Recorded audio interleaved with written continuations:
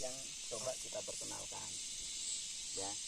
Nah, dengan seperti ini, kalau kita bisa bikin kebun seperti ini per 1 hektarnya kita akan dapat titik tanam sekitar 1.600 per 1 hektar dengan jarak tanam 2,5 kali 2,5. Itu titik tanam ya, 1.600 itu titik tanam. Dalam artian kalau kita mau tanam lada, tanam apa ini? Bayang Total. itu tanaman kopi jadi berkurang. Jadi tanaman itu tidak kita sisipkan di antara batang kopi. Tapi batang kopi kita cabut, kita ganti dengan tanaman pelindung. Ya. Itu yang desain yang kita coba pergunakan. Total seluruh tanaman. Total seluruh tanaman 1.600 per 1 hektar dengan jarak tanam 2,5 kali 2,5. Ya. Kalau selama ini kan petani total tanamnya 1.600 seandainya. Nanti tanaman bayang masih diselipkan. Jadi tanaman kopinya 1.600. Nah, di kebun ini tidak. Jadi 1.600 seluruh tanaman. Ya. Berarti kalau ini dikurang, ini kan dikurang 1 baris ini. Terus di 3 baris kopi, 1 baris lagi dikosongkan. Tujuannya apa? Tujuannya yang ini tanaman bayang, yang ini ditanam lada. Ya, jadi di sini sirkulasi udara akan lebih bagus. Ya. Dia tidak terjadi persaingan makanan juga di sini. Gitu ya. Nah, mungkin dari situ kalau ada yang mau ditanyakan silahkan ke Pak Jas. Kalau yang ini lahan kosong ini sebenarnya kemarin itu tengkeh. Di tengah ada tengkeh, di tengahnya ini mati. Ini yang mati itu kan. Kemudian dikatakan itu. Kemarin yang tengah-tengah yang kosong ini kan tengkeh. Belum ditanam lagi ini kan. Namun mungkin diganti kopi lagi. Kalau ini selain momen nggak pengen nanam lada atau bayang, ini kayak kasih kopi nggak apa-apa. Ini ditanam kopi berarti. Kopi ya. aja. Jadi kalau seandainya nanti ini yang dilingkari ini tidak mau ditanam bayang, berarti di sini ditanam kopi. Ya. Jadi bayangnya titik tanamnya cuma ini. Nah, nanti pas di baris kedua dia harus jejak. Jadi yang ini harus di tengah. Supaya tajuknya tidak bertemu nanti. Ya, jadi istilahnya nanti kan ketemu mata 5 dia. Ya, untuk baris keduanya. Seperti ini contohnya kan ini apokat. Ini ketemu lagi kan itu di tengah. Seperti itu ya, mengerucut. Jadi kalau nanti Pak antisipasinya ketika alpukat ini sudah rimbun, pembayang yang lain bisa dikurangi. Ya, kan pembayangnya tidak ada. Ini kan sebenarnya tajar lada, bukan pembayang. Tajar lada. Ini masih dibuangin untuk makan kambing, makan ternak. Ya. Jadi yang asli pembayang adalah alpukat. Itu apokat, jengkol boleh, apokat boleh, terserah. Kan kalau yang bagus saja bagian jengkol itu yang dimasuk. Itu masuk ke tumbuhan daerahnya itu mana yang kira-kira akar ya? Akar dengan tanah. Dari tanah itu. Untuk penyiangan herbisida ini pakai herbisida apa? Kalau kebiasaannya cuma itu pakai mesin komrang itu, mesin lepas itu. Lepas. Berarti belum pernah pakai herbisida? Belum. Ada lagi mau ditanyakan? Jadi masih murni ya. Iya. Jadi Ini permintaan ada kandungan kimia. Jadi kimia. di kebun ini kan Bapak tahu semuanya. Mana praktek Bapak yang Bapak anggap yang gagal? Kalau saya yang gagal banyak di sini. Iya.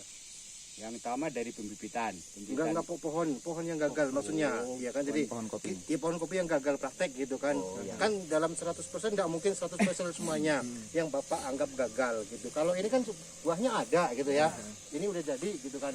Tapi mana yang Bapak anggap itu gagal? Karena apa? Kita kalau ke petani itu mungkin suatu saat tidak lihat yang bagus semua. Jangan sampai kegagalan ini terulang ke kebun dia gitu kan. Jadi kita belajar ke sini kan kayak gitu kan, biar ilmunya itu dapat gitu kan. Jangan kita lihat wahnya aja yang Bapak anggap, karena beda-beda kita itu kan. Ya itu tadi yang pertama dari pembibitan. Kita itu cari pembibitan yang bagus. Ini kemarin juga mungkin juga dari pembibitan kurang bagus, belum batang tua, itu sudah diambil bibit. Maka terjadilah ini banyak yang mati ujung seperti ini kan. Sebelah ini kan. Nah, ini ujung ini katanya itu orang-orang yang sudah dulu itu kalau bibitnya kurang tua bisa jadi kan.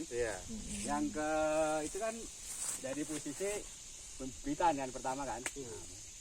Yang kedua mungkin kalau di sini dari tanah ini dulu kan tanah itu kalau kan kurang bagus kan, banyak yang kering, banyak penyakit. Tapi aturan itu disterilkan dulu, setahun itu jangan ditanam dulu. Ini langsung begitu dicabut langsung ditanam. Jadi mungkin bibit penyakit itu masih ada yang di lokasi tanah sini. Itu yang mempengaruhi Ya. mati ujung, Ya, mati termasuk ranting dari gitu ya. bibit-bibit penyakit yang kering-kering itu mungkin sudah ada dari bawaan dari tanah itu juga bisa kan. Itu kan kelihatannya. Kalau ini kan kebanyakan udah banyak ininya buahnya gitu kan.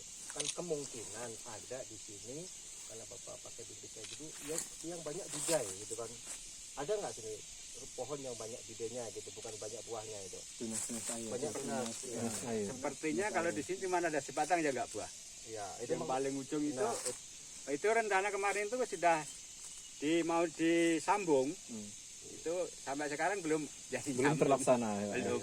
Karena kesibukan. Sebatang yang kelihatannya yang sama sekali nggak ada buah yang di ujung sana itu. Dari pengurusan ini Pak ya, ini kan dari jarak tanam, dari jarak tanam itu kan sudah beda dengan cara kita bertani yang dulu kan, yang mungkin pakai ukuran 2 meter, apa pakai apa itu? Kepas ya, pakai kepas. Nah, di dalam pengurusan kayak gulma, rumput, ya kan, boleh pakai mesin. Ada yang sebagian petani yang lain itu pakai herbisida, pakai racun. Jadi yang dianggap efisien dan mempengaruhi perkembangan kita bertani itu di mana yang menurut Bapak itu?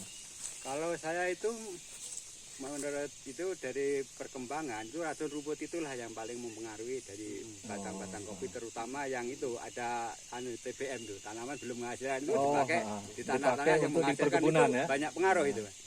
Itu apalagi TBM. untuk TOT itu ya, kan pola tanah masuk ke sini ya kurang. Trainer. Kan banyak yang sekarang apalagi yang pakai itu yang pakai ali. Nah, ini kalau Oh iya. pakai itu kan itu banyak yang merusak tanah itu kan termasuk Iya. itu lindungin ya. Karena sebagian petani itu memang nggak sadar itu pakai yang racun itu apa? Gulma itu. ini Lancuran kata kami ya. ini kan Atau kerisan apa capa gunung ya? ya.